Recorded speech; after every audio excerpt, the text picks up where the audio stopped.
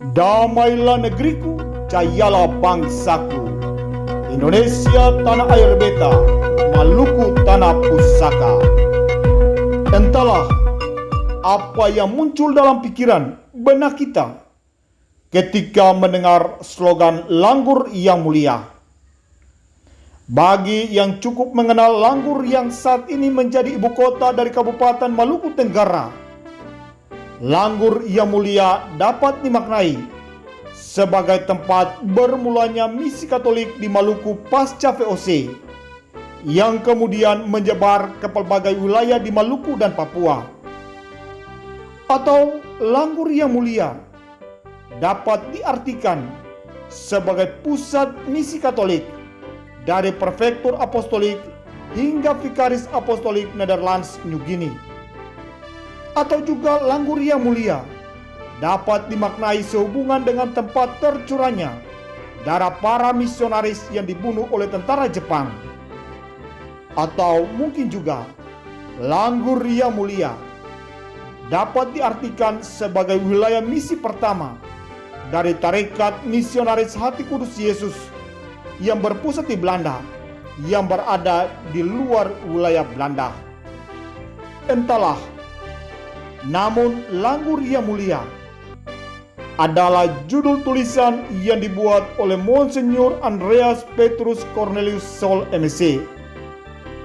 Tulisan ini telah lama disiapkan oleh Monsignor Andreas Sol, dan tulisan itu baru dipublikasikan ketika Monsignor Sol merayakan perayaan 70 tahun imamat, 75 tahun hidup membiara, dan perayaan di usia 95 tahun.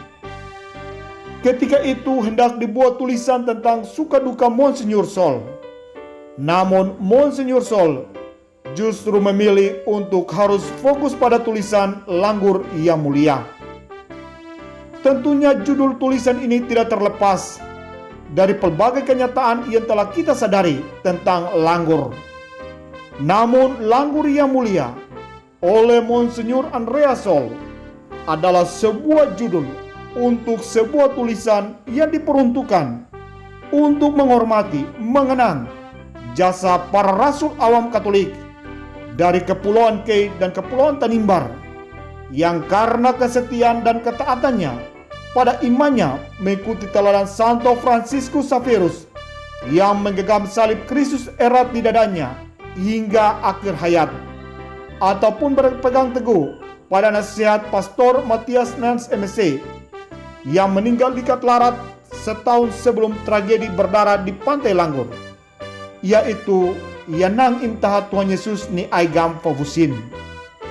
Maka tidak dapat diherankan melalui rasul awam dengan pelbagai ketangguhan dalam berhadapan dengan kondisi yang berat dan menantang bersama para misionaris, Gereja Katolik dapat ditanamkan, ditumbuh kembangkan di pelbagai wilayah di Maluku dan Papua.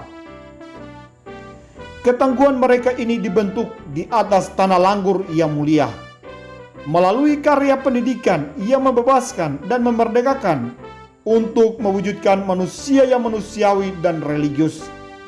Sehingga tulisan Uskup Sol dengan judul Langgur yang Mulia ketika diterbitkan menjadi sebuah buku tahun 2010 dirubah judulnya menjadi Tanah Langgur, sebuah mutiara dari timur.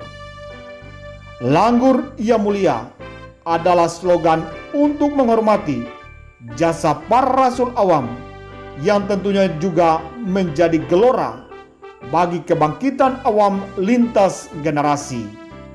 Salam dari Timur Indonesia, Kota Ambon.